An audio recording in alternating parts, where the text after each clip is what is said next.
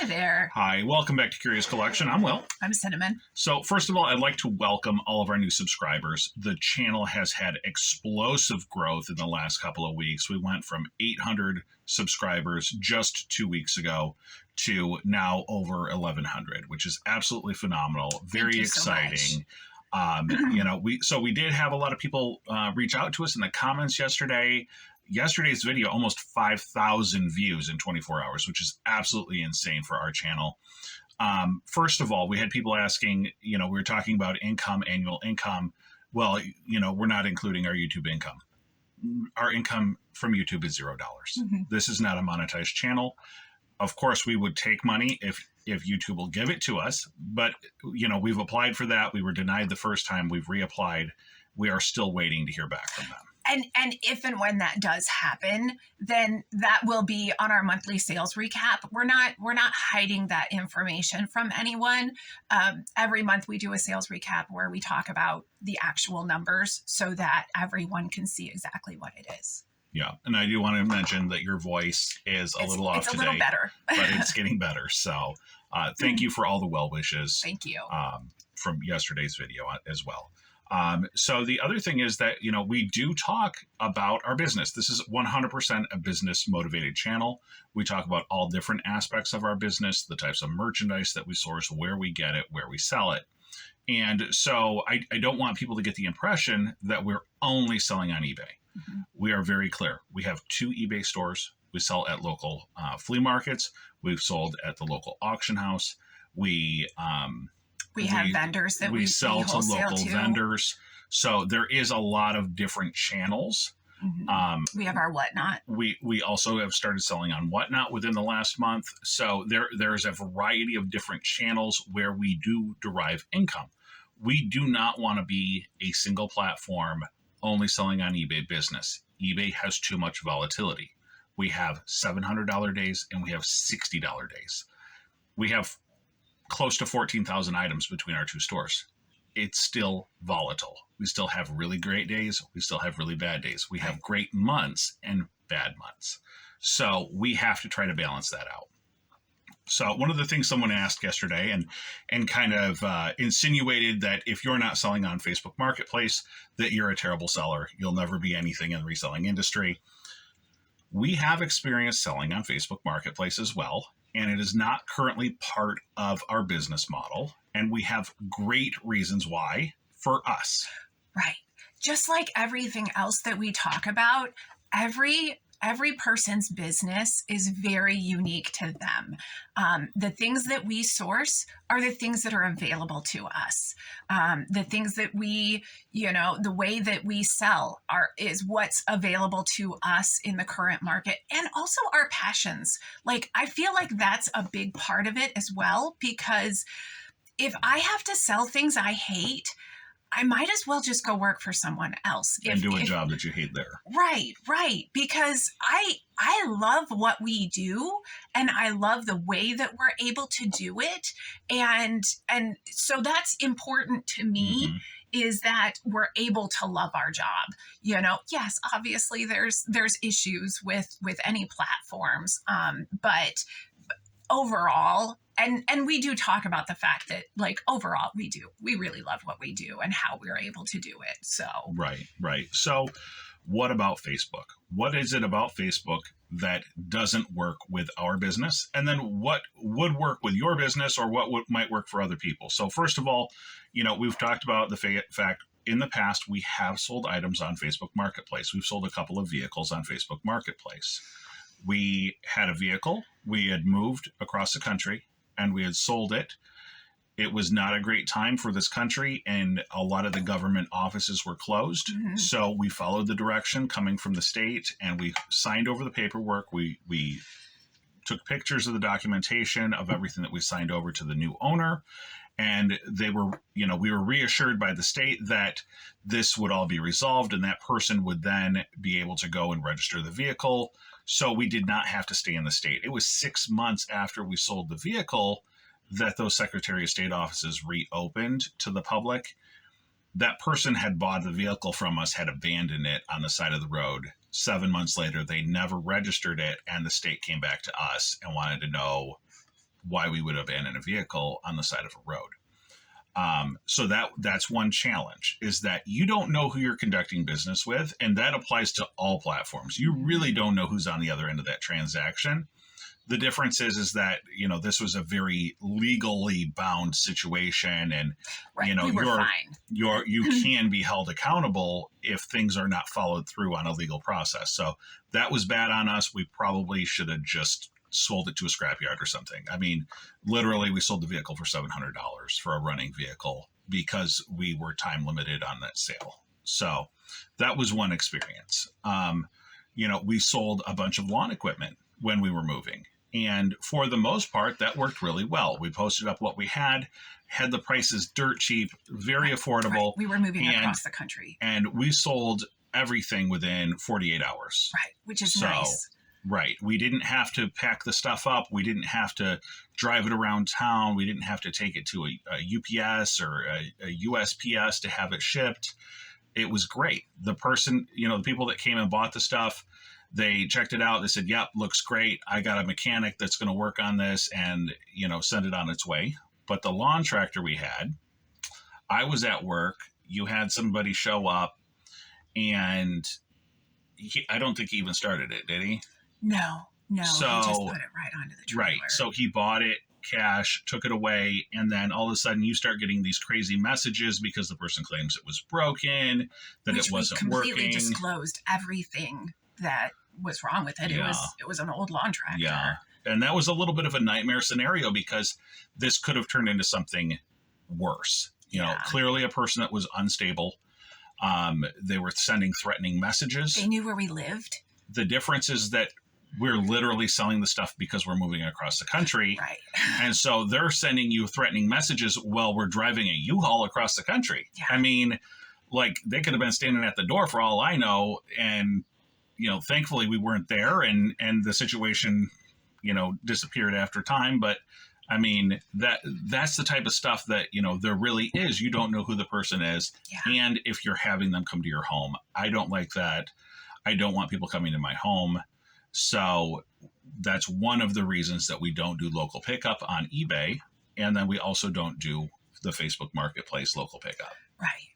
So what would be a good reason? There's one more reason that we don't do, and it's because the products that we sell don't have broad appeal. No, nobody's gonna, again, we talk about the fact that we live in a very, very rural community. So, we're an hour away from a local mall at minimum. The closest mall is an hour drive. Right.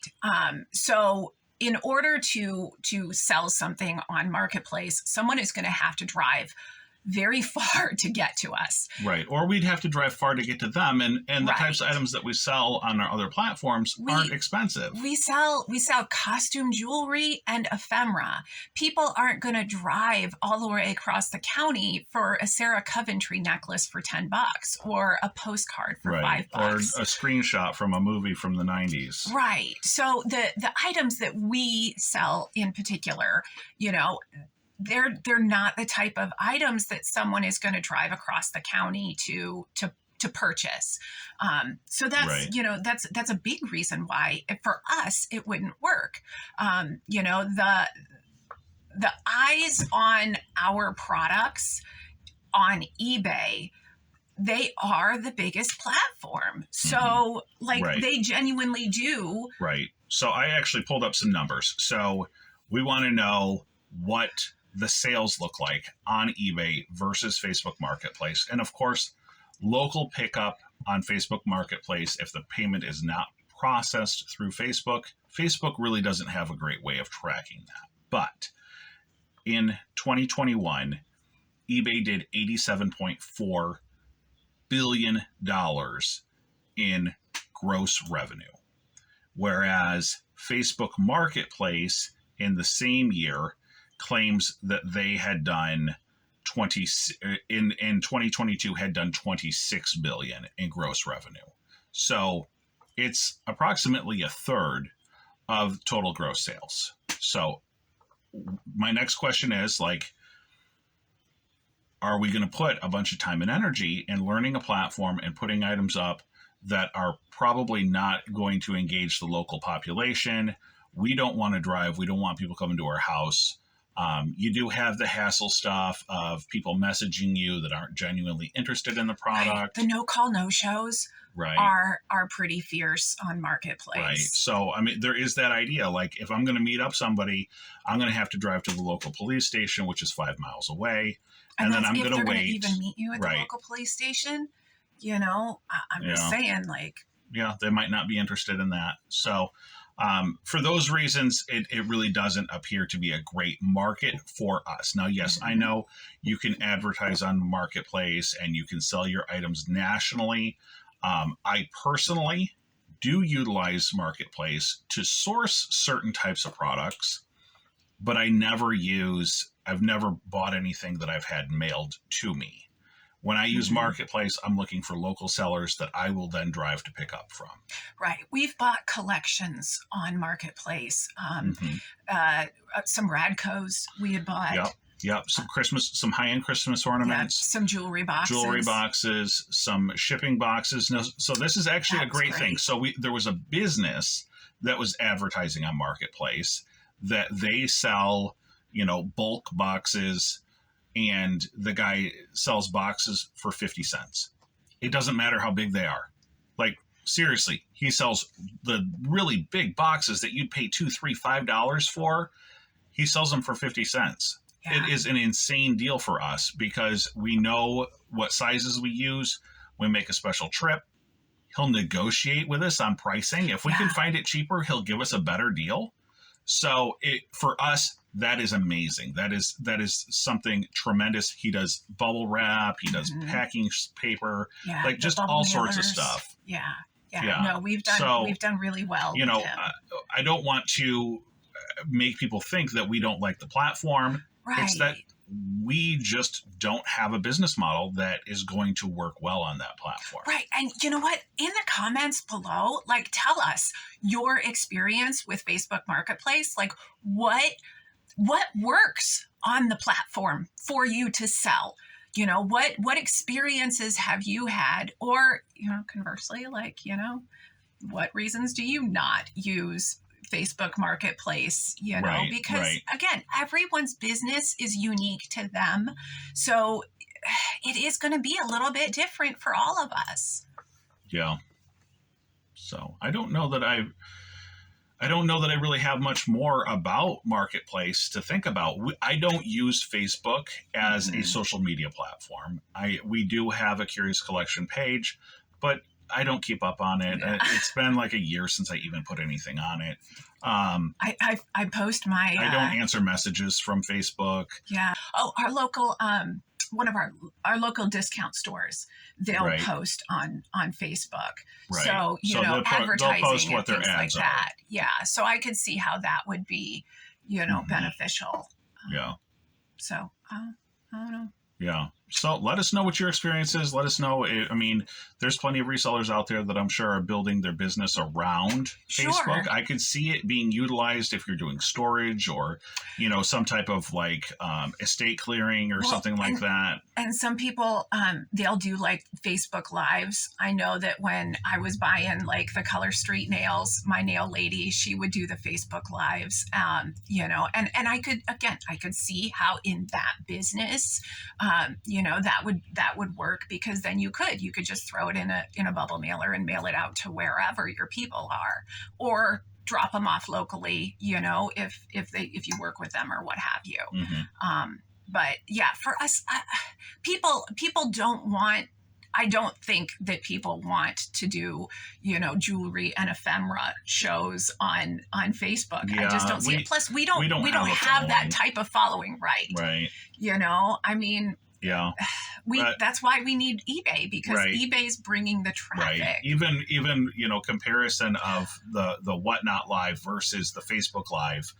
In the Whatnot videos, we'll get 12 people. Like. Yeah. That's a national platform. So you have to have the engagement. You have to bring your own people. You have to bring your own customer. At least with eBay, there is a customer base there, and you can kind of tap into that. You don't have to know every single person in your chat in order to make a sale. Right. And our whatnot shows, we know who we're selling to. We're selling to other resellers. We do ephemera lots, so like postcards, photos, things like that. But we're doing it at a very low price so that other resellers can then get those items. It's a wholesale. Yes. Yeah. So again, let us know in the comments your thoughts on Facebook Marketplace, how that works into your business, and let us know if you have an idea about the numbers, what portion of your business is comprised of Facebook Marketplace opposed to eBay or other selling platforms, just so we can kind of know. And, we can always, use some of our time as a resource and cross platform if it is something that works for postcards or for costume jewelry. Right. So you guys have a great day. Thanks for joining us. Thanks so again much for subscribing and commenting below. Good luck to you guys out there.